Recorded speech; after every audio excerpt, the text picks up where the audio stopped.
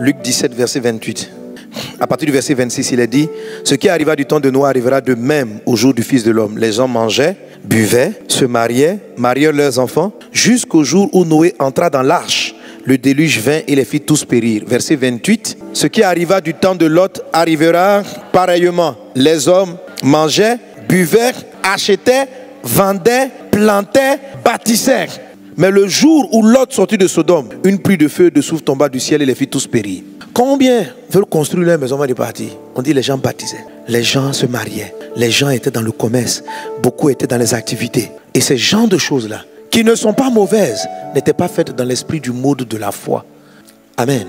Comment est-ce que je peux continuer à manger, à boire, à bâtir en ayant les yeux levés? Ce qu'on appelle le mode de vie. Parce que ce qu'on est en train d'expliquer ici, c'est un mode de vie. Vendre, faire du commerce. Or, dans ce passage-ci, la Bible présente ça comme étant une distraction. Au point où plusieurs n'ont pas été enlevés, n'ont pas été sauvés, n'ont pas été délivrés. Ces choses-là qui sont banales, souvenez-vous de la femme de Lot. Souvenez-vous. Quelle est cette attitude-là qui peut amener des chrétiens, des gens qui logiquement auraient dû être sauvés, à rester sur la terre, à ne pas être dans le calendrier d'enlèvement de Dieu, pendant que ces personnes ne commettent ni impudicité, ni adultère, ni vol, ni tricherie. Des gens intègres, mais qui vendent, qui se marient, qui chantent, qui dansent, mais que Dieu ne prendra pas malgré tout.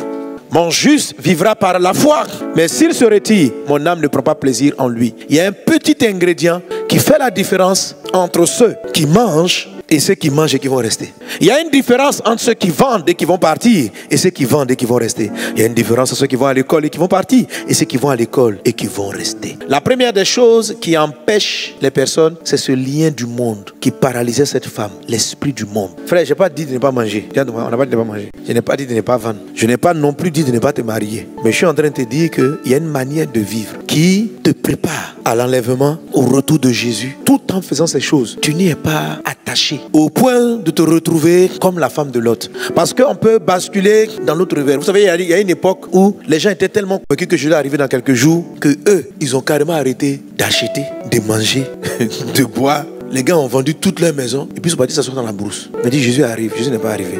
Jésus, on dit dans 4 jours il arrive, Jésus n'arrive pas. 1 mois, ils ont commencé à avoir faim. 2 mois, Jésus n'est pas arrivé. Jésus n'est pas arrivé, Jésus n'est pas arrivé. Après ils ont créé toutes sortes d'inventions. Parce que généralement à la tête de ce genre de choses, ce sont des gourous, des gens étranges qui n'ont pas compris la parole de Dieu. Et ils ont écrit, et ça crée des drames. Ça crée des drames. Jésus revient. Alors on se dit, mais si Jésus dit que les gens se mariaient, donc il ne faut plus se marier alors. Il n'a jamais dit ça. Et si tu ne te maries pas? Et puis Jésus vient dans 50 ans. Et il ne s'agit pas de ne pas boire, il ne s'agit pas de ne pas se marier, il ne s'agit pas de refuser de bâtir.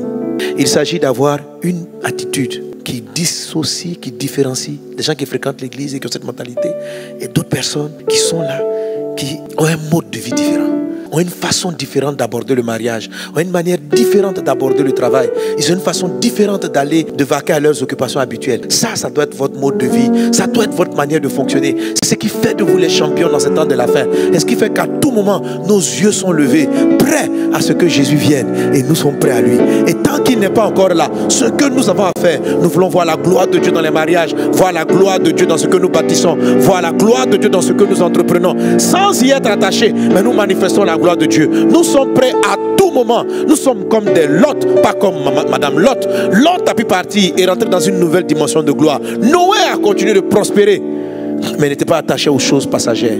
Beaucoup de gens ne vivent pas dans le péché, ils ne vivent pas dans le mensonge, ils ne sont pas dans les tricheries. Mais leurs yeux ne sont pas levés. Leurs yeux ne sont pas levés.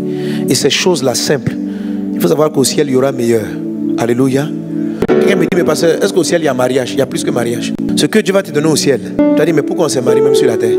Oui. Il n'y a rien qu'il n'y a sur la terre qui puisse être comparé à sa forme parallèle dans l'invisible. Rien. Tout ce que tu vois sur la terre est une copie d'une forme élevée. La terre est une réduction de choses célestes. Quel que soit tout ce que la terre peut te donner, il n'y a pas match. Il n'y a pas match. Mais Satan nous donne l'impression que la terre a de belles choses, que la terre a des choses extraordinaires, que la terre est tellement merveilleuse. Oh, on voit les enfants, on se dit vraiment sur la terre. L'enfantement, ce n'est pas la terre qui a fabriqué. Une maman qui a la joie de saisir son enfant, là, ça ne fait pas de la terre. Le corps humain est trop limité. Le corps humain ne sait les choses que dans le temps. C'est-à-dire, une phrase vient l'une après l'autre. On est dans le temps. Or, dans l'éternité, là, il n'y a pas le temps. Il n'y a pas hier, aujourd'hui. Il n'y a pas première seconde, deuxième seconde. C'est-à-dire que tu sais en même temps tout comme ça. C'est un peu comme décrire une personne en écrivant et puis simplement prendre la photo. Quand tu écris là, si tu veux décrire quelqu'un là, tu vas écrire beaucoup de lignes. Il est grand, son front est comme ceci. Tu vas écrire un cahier pour décrire la personne. Mais il y a une intelligence supérieure. Au lieu de l'écriture, on appelle ça la photo. Lorsqu'on photographie, tu as toute l'information qu'on a pris 3 pages pour décrire. Et avec la photo, tu comprends mieux même que ce qu'on a pris 3 pages pour décrire. Parce qu'on ne peut pas décrire parfaitement le visage de quelqu'un. On va t'expliquer, tu vas comprendre. Mais avec la photo, tu sais en même temps. Voilà, quand vous êtes dans l'éternité, c'est comme si vous avez une photographie du présent, du passé, du futur. Tu sais. Et puis maintenant, quand tu arrives, on te dit qu'il faut expliquer avec des lignes. Ça devient trop compliqué. Alléluia. Ce que Dieu te réserve en Jésus, tu n'as pas aimé la terre. Si tu comprends ça, tu comprends que tu n'es qu'en mission sur la terre. Alors, ton mariage, tes bâtiments, tout ce que tu dois faire, ça ne devient qu'un élément du puzzle de Dieu par rapport à ta mission sur la terre. Et non pas des yeux courbés en train de courir après un mariage pour le plaisir du mariage. Parce qu'il y a plus grand et il y a un bonheur meilleur. Et tu dois avoir foi en Dieu que ce qu'il a prévu pour toi est mieux que tout ce que la terre peut te donner. C'est pourquoi tu ne peux pas rétrograder parce que ça fait 3 ans que tu n'as pas encore d'enfant. Parce que tu as plus qu'un enfant. Jésus est dans ta vie. L'éternité que j'ai décrite, tu l'as. C'est pourquoi tu ne vas pas te corrompre. Parce que tu ne travailles pas. Parce que ce que tu as reçu, si tu as l'opportunité de voir le ciel, tu ne vas pas vendre ta vie, ta foi pour de l'argent. Mets la main sur le cœur. Dis avec moi, Jésus, délivre mon cœur. Délivre-moi du cœur de la femme de Lot. Au nom de Jésus, je me redresse. Je me redresse. Toute infirmité qui maintenait mes regards sur la terre, sur les choses de ce monde, est chassée au nom de Jésus. Et dans le nom de Jésus, mes yeux sont vers le ciel. Je relativise les choses par rapport à ce que je vois dans le ciel. Qu'il en soit ainsi. Seigneur, donne-moi ton cœur qui voit l'invisible. Au nom de Jésus. Amen. Que Dieu vous bénisse.